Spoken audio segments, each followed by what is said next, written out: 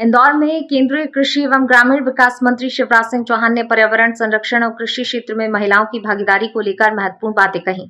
उन्होंने कहा, यदि पर्यावरण को बचाना है तो वृक्षारोपण सबसे प्रभावी और सशक्त माध्यम है, इसलिए सभी लोगों को अधिक से अधिक पौधे लगाने चाहिए।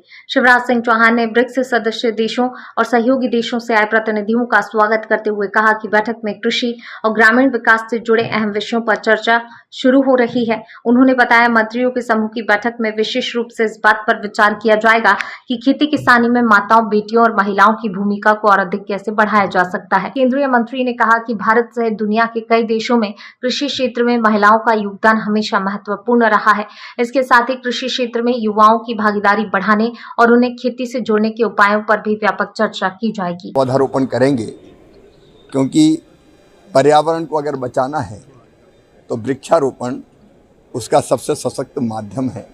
मैं अपने सपनों के शहर इंदौर में ब्रिक्स देशों से पधारे हुए सदस्य देशों का भी और पार्टनर कंट्रीज का भी हृदय से स्वागत करता हूं।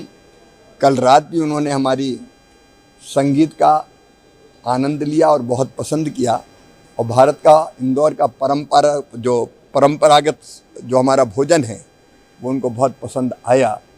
आज से कई महत्वपूर्ण विषयों पर चर्चा का प्रारंभ हो रहा है। जो मंत्री समूह की बैठक होगी उसमें आज का विषय है खेती में हम माताओं, बहनों, बेटी, महिलाओं की भूमिका को और कैसे बढ़ाएं, क्योंकि भारत में और दुनिया के कई देशों में परंपरागत रूप से खेती में महिलाओं का बहुत योगदान रहा है। तो एक, उनके भागीदारी कैसे बढ़े, दूसरे, युवा खेती से कटता है और दूसरे व्यवसाय उसको आकर्षित करते हैं। हमारा ये मानना है सभी मित्रों का, सदस्य देशों का, कि युवा अगर नई टेक्नोलॉजी लेके इनोवेशन के साथ खेती की तरफ बढ़ेंगे तो अन्न के भंडार और भरेंगे और हम दुनिया की खाद्य सुरक्षा को मजबूत कर पाएंगे और पोषण युक्त आहार भी हम जनता जनार्दन को दे पाएंगे। तो युवाओं की भी भागीदारी कैसे खेती में बढ़े, इस पर हम लोग चर्चा करेंगे। लेकिन सबसे प्रमुख विषय है हमारे छोटे किसान। हमारे देश में 86% और ब्रिक्स कंट्रीज में भी 70% छोटे किसान निवास करते हैं, जिनके पास 2 हेक्टेयर से कम ज़मीन है और वो कई तरह की चुनौतियों का मुकाबला करते हैं।